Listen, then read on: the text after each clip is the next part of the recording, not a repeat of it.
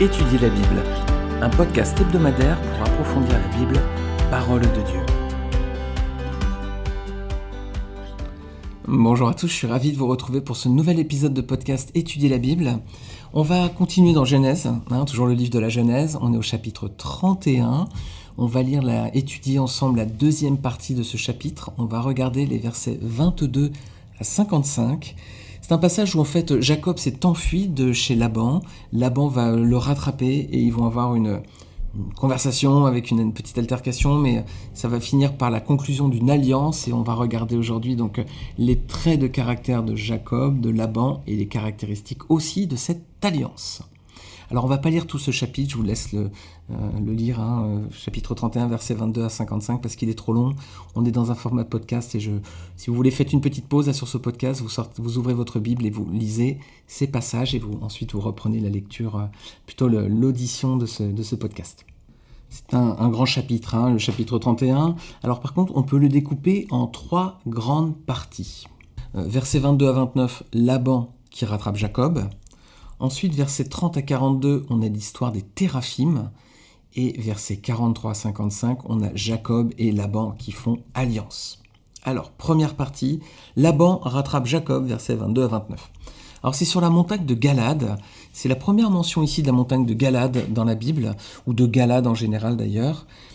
Pour situer un petit peu l'endroit, on va voir 2-3 passages de la Bible où Galad est mentionné. Déjà, autre mention dans la Genèse, c'est chapitre 37, versets 23 à 25. Les frères de Joseph vont le vendre à une caravane d'Ismaélites qui vont en Égypte. Et ces Ismaélites qui vont acheter Joseph, ils venaient de Galad. Voilà, première petite mention dans la Genèse, chapitre 37. Ensuite, Nombre 32. Vous pouvez lire des versets 1 jusqu'au verset 27. C'est un territoire qui est demandé à Moïse par les tribus de Ruben et de Gad. Alors Moïse va leur accorder, mais en disant « Attention, je ne vais pas vous donner le territoire, et pendant que vous allez vous reposer avec vos troupeaux, et puis que vos frères vont continuer de faire la guerre pour conquérir Canaan.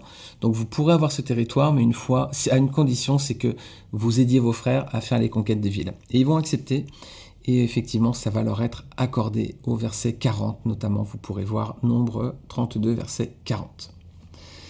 Ensuite, Deutéronome 34, versets 1 à 4, Moïse est à la fin de sa vie, il va escalader le mont Nebo, et Dieu va lui montrer tout le territoire, et on voit qu'il y a la mention de Galad qui est faite là encore, mais il dira « tu ne pourras pas entrer dans ce pays », mais il lui montre le pays depuis Galad notamment. Et puis il y a une mention très poétique qu'on la trouve dans Cantique des Cantiques, chapitre 4, verset 1. Donc Cantique des Cantiques, c'est un écrit très romantique, très, très joli, si vous aimez la poésie, si vous aimez les belles histoires, si vous aimez les jolis contes à l'eau de rose, allez lire Cantique des Cantiques. Joli verset 1. « Que tu es belle, mon ami, que tu es belle. Tes yeux sont des colombes derrière ton voile. Tes cheveux sont comme un troupeau de chèvres suspendus au flanc de la montagne de Galad. » Alors je ne sais pas si aujourd'hui, si vous dites à une jeune fille qu'elle est belle comme... pour reprendre les mots, que ses cheveux sont comme un troupeau de chèvres suspendus au flanc de la montagne de Galad, je ne sais pas si ça lui plaira. En tout cas, si elle est chrétienne, elle verrait la référence. Et la montagne de Galad, c'est là justement où Laban va retrouver Jacob. Alors Dieu est apparu avant que Laban retrouve Jacob. Verset 24, on voit que Dieu apparaît à Jacob et lui dit « Garde-toi bien de parler à Jacob, ni en bien, ni en mal. » Alors le mot parler ici, il a aussi le sens de menacer. En gros, c'est « Garde-toi bien de toucher Jacob. » Est-ce que c'est ce que fait Laban ? Pas vraiment. Versets 26 à 30, il lui fait des reproches. Il lui dit « Ma main est assez forte pour te frapper. » Donc, il lui fait des reproches et il lui dit « Si tu m'avais laissé partir, voilà pourquoi tu t'es enfui. J'aurais fait une fête à ton départ. » Bon, je ne suis pas sûr qu'il soit sincère parce qu'on avait vu dans un des podcasts précédents quand Laban avait donné sa fille en mariage à Jacob, il l'avait trompé, il lui avait donné Léa au lieu de Rachel, et pour ce mariage-là, donc avant la nuit de noces, ils avaient fait une grande fête, et puis quand il va donner Rachel à Jacob quelques jours après, il fait plus de fête, on avait vu qu'il était un peu près de ses sous, certainement, quoi. Il lui dit aussi, c'était le verset 27, là, verset 28, il lui dit « Tu ne m'as pas permis d'embrasser mes fils et mes filles », pas sûr qu'il soit sincère là-bas non plus, là... Rappelez-vous, chapitre 31, versets 14 et 15, elle avait dit « Notre père nous a vendus comme des étrangères », en plus il a mangé la dot, etc. Donc, pas sûr qu'il ait une grosse affection pour ses fils et ses filles, mais enfin... Et puis il lui dit, verset 30, « Maintenant que tu es parti, parce que tu languissais après la maison de ton père. » Alors c'est pas la raison du départ de Jacob. Regardons, on va regarder ensemble dans Genèse 30, versets 25 à 30. Genèse 30, versets 25 à 30. C'est pas en fait l'origine du départ de Jacob. Regardez, 25 à 30. Lorsque Rachel eut enfanté Joseph, Jacob dit à Laban, « Laisse-moi partir pour que je m'en aille chez moi dans mon pays. Donne-moi mes femmes et mes enfants pour lesquels je t'ai servi et je m'en irai, car tu sais quel service j'ai fait pour toi. » Laban lui dit, « Puis-je trouver grâce à tes yeux? Je vois bien que l'Éternel m'a béni à cause de toi. Fixe-moi son salaire et je te le donnerai. » Jacob lui dit, « Tu sais comment je t'ai servi et ce qu'est devenu ton troupeau avec moi. Car le peu que tu avais avant moi s'est beaucoup accru, et l'Éternel t'a béni sur mes pas. Maintenant, quand travaillerai-je aussi pour ma maison ?» Bah oui, on voit que maintenant, Jacob, il a travaillé 20 ans, hein. 7 ans pour Léa, 7 ans pour Rachel, 6 ans pour le troupeau. Ça fait 20 ans, il a changé 10 fois son salaire. Il a envie de travailler pour lui maintenant et c'est légitime. Alors, on a l'impression qu'ici, Laban, il essaie de sauver les apparences. Au lieu de se remettre en cause parce qu'il a maltraité Jacob, hein, il pourrait se dire, oui, bon, c'est vrai que tant que tu étais avec moi, l'Éternel, j'ai bien vu qu'il te bénissait, j'ai été béni aussi, mais je me suis mal comporté avec toi et je m'en excuse. Non, il essaie de sauver la face, on a l'impression là. Et au lieu de dire que il a maltraité Jacob et aussi ses propres filles, il prétend que si tu veux partir, c'est parce que tu veux retrouver ton père. Non, c'est parce qu'il a été abusé pendant 20 ans et un type quand même relativement exploité. Ensuite, il lui reproche de ne pas avoir permis d'embrasser ses filles, alors que il n'avait pas trop l'air de s'en soucier auparavant. Et puis il lui dit, je t'aurais fait une fête. On a vu que certainement qu'il lui en aurait pas fait une. Donc Laban essaie un petit peu de sauver la face, certainement. Alors, il existe un parallèle entre ce départ de Jacob, de la maison de Laban, départ un peu précipité, en une fuite, puis un autre départ de la Bible, c'est la sortie d'Égypte. On peut faire un parallèle. Dans les deux cas, c'est un départ comme une fuite. Laban, c'est un peu comme Pharaon, quelque part. Il maintenait Jacob en esclavage, comme Pharaon maintenait Israël, en esclavage aussi. Il aurait bien aimé le garder dans cet état, tant que Jacob il était là et qu'il travaillait, en même temps Laban s'enrichissait, il profitait de la bénédiction de Dieu. Donc il aurait bien aimé le garder comme ça, comme Pharaon. Et il a vu ce que Dieu a fait pour Jacob, Laban, et il n'a pas courbé son cœur, comme Pharaon aussi qui s'est endurci. Et dans les deux histoires, Dieu est intervenu en faveur du plus faible, de l'exploité, donc Jacob. Laban n'a pas pu faire de mal à Jacob, Dieu s'est interposé et Dieu a béni ensuite Jacob qui est reparti de cette terre avec de grandes richesses comme le peuple d'Israël. Donc on peut voir un parallèle entre le départ de Jacob de chez Laban et d'Israël de l'Égypte de Pharaon. Ça c'était le premier point les amis, donc le départ de Jacob. À présent on va regarder l'histoire des téraphim. Alors Laban, qu'est-ce qu'il fait ? Il est fâché, il dit tu m'as volé mes statuettes. Alors, il va les chercher, il ne va pas les trouver, parce que Rachel, donc elle les avait volées puis cachées. Est-ce que vous imaginez la crainte qu'elle a dû avoir ? Elle a failli être démasquée, elle a volé les téraphim, son père s'approche d'elle sur le chameau, les séraphim sont sous la selle, elle est à 2 doigts d'être démasquée. Qu'est-ce qui se serait passé si Laban les avait trouvés ?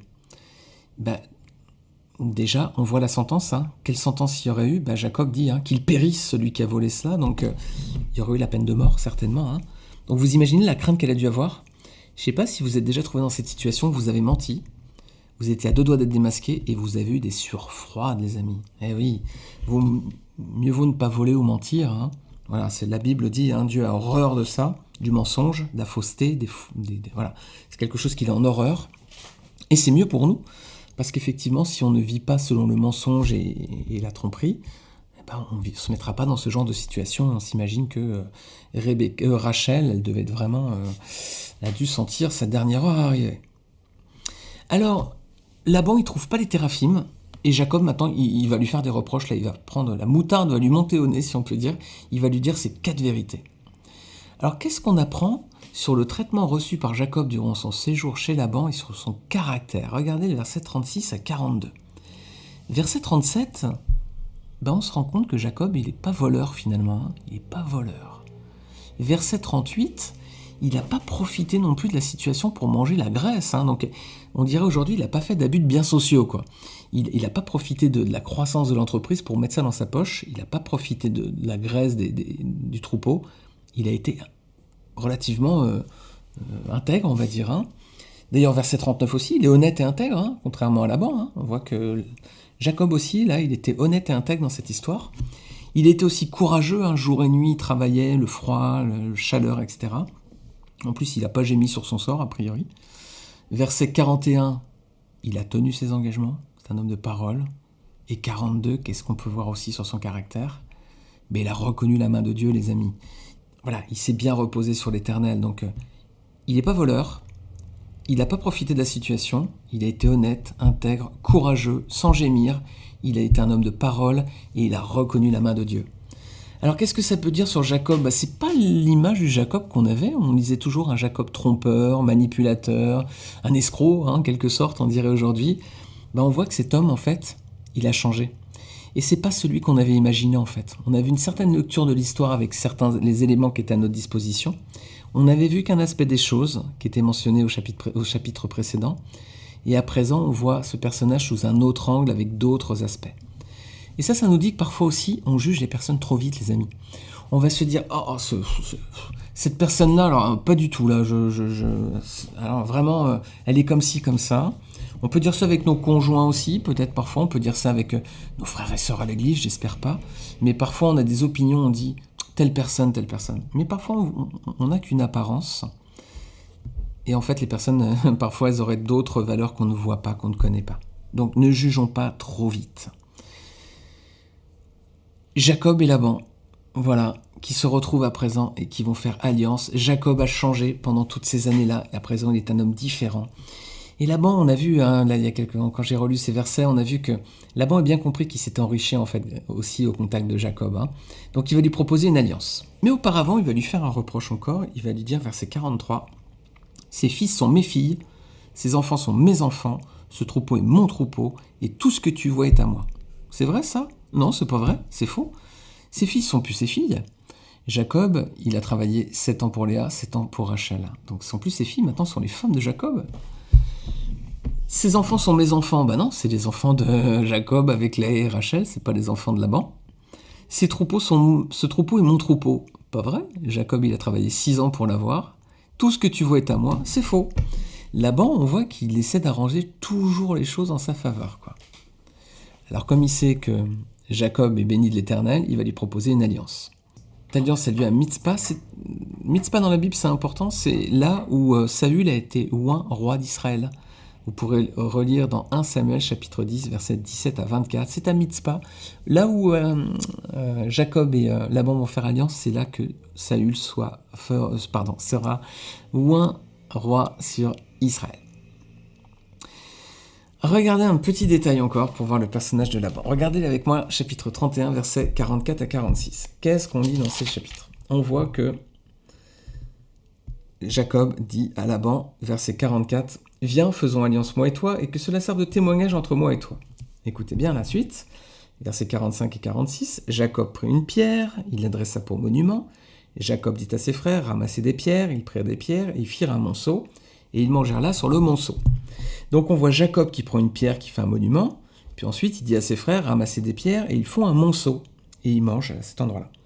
Et regardez le verset 51, qu'est-ce qu'on lit ? Laban dit à Jacob, « Voici ce monceau, et voici ce monument que j'ai élevé entre moi et toi. » Ah bon ? Non, c'est Jacob et ses frères qui viennent de faire le monceau et le monument, c'est pas Laban. Laban, il s'accapare tout, il s'approprie toute chose, quoi. C'est à lui. Les troupeaux sont à lui, les filles sont à lui, les enfants sont à lui, tout ce qui est là, c'est à lui, et puis le monument, c'est lui qui l'a fait.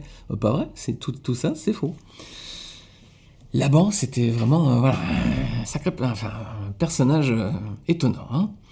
Alors, est-ce que c'est un craignant Dieu, Laban ? Est-ce que c'est quelqu'un qui craint l'Éternel ? Parce que regardez, verset 53, qu'est-ce qui se passe ? Verset 53, il dit que le Dieu d'Abraham et de Nachor, que le Dieu de leur père soit juge entre nous. Jacob jura par celui que craignait Isaac. Laban, il mentionne le Dieu d'Abraham et de Nachor, le Dieu de leur père. Il ne dit pas mon Dieu ou notre Dieu.